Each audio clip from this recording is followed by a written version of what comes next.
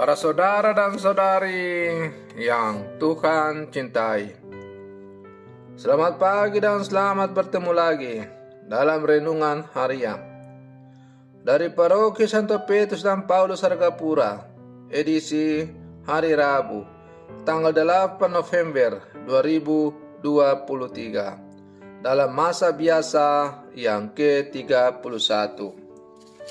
Mengawali hari yang baru ini, kita hendak mendengar dan merenungkan sabda Tuhan. Marilah sebelum kita mendengar dan merenungkan sabda Tuhan, kita berdoa.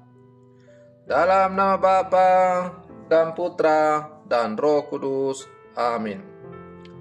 Allah Bapa kami Maha Pengasih, perkenankanlah kami mengikuti Putramu dan mematuhi perintah-perintahnya. Janganlah kami sampai berhutang kepada sesama, selain berhutang cinta kasih. Bersabdalah ya Tuhan, kami siap mendengarkan. Terpujilah Engkau Bapa, Putra dan Roh Kudus, kini dan sepanjang segala masa. Amin.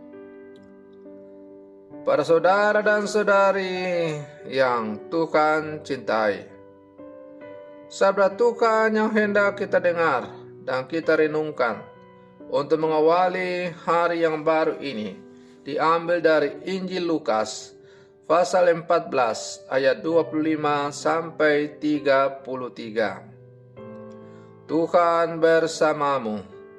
Inilah Injil suci menurut Lukas. Pada suatu ketika, orang berduyun-duyun mengikuti Yesus dalam perjalanannya.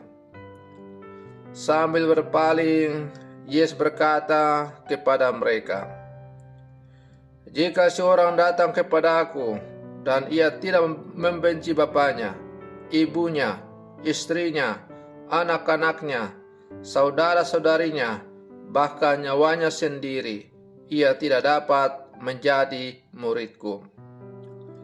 Barang siapa tidak memanggul salibnya dan mengikuti aku, ia tidak dapat menjadi muridku. Sebab siapakah di antaramu yang mau membangun sebuah menara, tidak duduk membuat anggaran belanja dahulu? Apakah uangnya cukup untuk menyelesaikan pekerjaan itu? Jangan-jangan sesudah meletakkan dasar, ia tidak dapat menyelesaikannya. Lalu semua orang yang melihat itu akan mengejek dengan berkata, 'Orang itu mulai membangun, tetapi tidak dapat menyelesaikan.' Atau raja manakah yang hendak berperang melawan raja lain, tidak duduk mempertimbangkan dulu apakah dengan 10.000 orang ia dapat melawan musuh yang datang menyerang dengan 20.000 orang? Jika tidak dapat, ia akan mengirim utusan selama musuh masih jauh untuk menanyakan syarat-syarat perdamaian. Demikianlah setiap orang di antaramu yang tidak melepaskan diri dari segala miliknya tidak dapat menjadi muridku." Demikianlah sabda Tuhan. Para saudara dan saudari yang Tuhan cintai, pilihan untuk menjadi seorang murid Yesus sungguh memiliki syarat-syarat yang sungguh berat. Karena dituntut daripada kita pengorbanan yang total demi pilihan itu. Memang menjadi pengikut Yesus bukanlah hal yang gampang. Karena memilih Yesus sebagai guru dan teladan, Tuhan dan Juru Selamat, berarti siap untuk menanggung segala-galanya karena Yesus itu. Selain itu juga, panggilan menjadi murid Yesus mengandung dua prinsip dasar, yaitu totalitas dan sadar diri. Yesus ingin agar kita secara total mengutamakannya lebih dari segala sesuatu bahkan ikatan keluarga yang paling intim dan mendasar. Akan tetapi, prinsip totalitas ini juga harus disertai perhitungan, yaitu sadar diri atau sadar akan kemampuan diri. Panggilan mengikuti Yesus bukan hanya berbicara mengenai kesungguhan dalam mengikutinya, melainkan juga kemampuan. Kesungguhan itu lebih daripada sekedar niat baik. Kesungguhan berarti melakukan dengan sepenuh hati, tenaga dan daya. Akan tetapi, kesungguhan saja tidak cukup. Harus juga ada kemampuan. Bagi kita orang beriman, kemampuan merupakan berkat dari Roh Kudus. Para saudara dan saudari yang Tuhan cintai, dalam hidup panggilan sebagai orang-orang beriman atau orang-orang yang dipanggil secara khusus pun, seperti misalnya panggilan menjadi imam dan religius, banyak calon yang berusaha sungguh-sungguh, namun ada yang tidak dapat melanjutkan formasi karena keterbatasan kemampuan.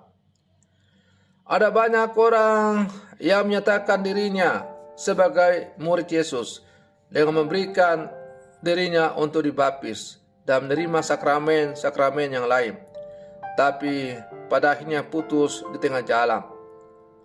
Kita bisa melihat ada berapa banyak orang yang akhirnya meninggalkan imannya sebagai orang Katolik. Kita bisa melihat ada banyak keluarga-keluarga Katolik yang akhirnya mengingkari janji perkawinannya dengan lebih memilih berpisah daripada mempertahankan janji setia. Kita bisa melihat ada begitu banyak remaja atau umat yang terjerumus dalam hal-hal yang dilarang oleh Tuhan, seperti misalnya main judi, miras, mabuk-mabukan, korupsi, dan lain-lain. Maka sebagai murid-murid Yesus, kita diajak agar sungguh-sungguh kalau mau menjadi pengikutnya, berarti siap untuk berkorban segala-galanya.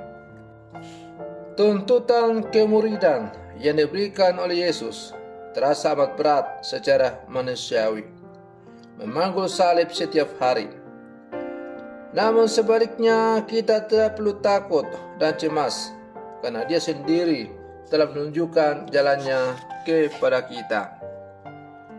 Dia juga berjanji akan memberikan kekuatan serta perlindungannya. Maka datanglah dan berpasrah kepadanya, dan mohonlah kekuatannya agar sanggup memanggul salib hidup kita dengan penuh iman dan sukacita.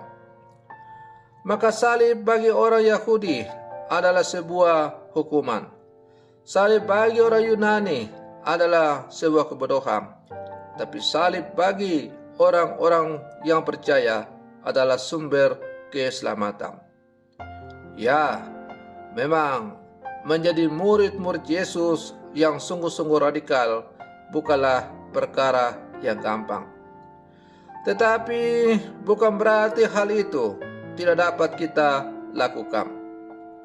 Sejauh kita sungguh-sungguh berpasrah kepada Tuhan, menjadikan kehendak-Nya sebagai satu-satunya kehendak tertinggi dalam kehidupan kita, menjadikan Dia sebagai pedoman hidup kita, arah yang kita tuju, maka yakin dan percayalah bahwa segala sesuatu yang diperintahkan oleh Tuhan kepada kita bukan sesuatu yang mustahil untuk kita laksanakan.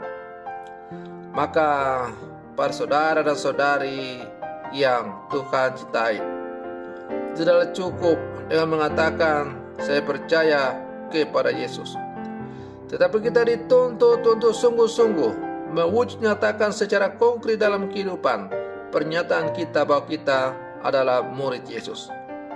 Maka mari kita terus berlangkah maju bersama. Mari kita membuktikan lewat kesaksian hidup kita masing-masing bahwa kita adalah murid-murid Yesus yang sejati. Selamat pagi, Tuhan Yesus memberkati.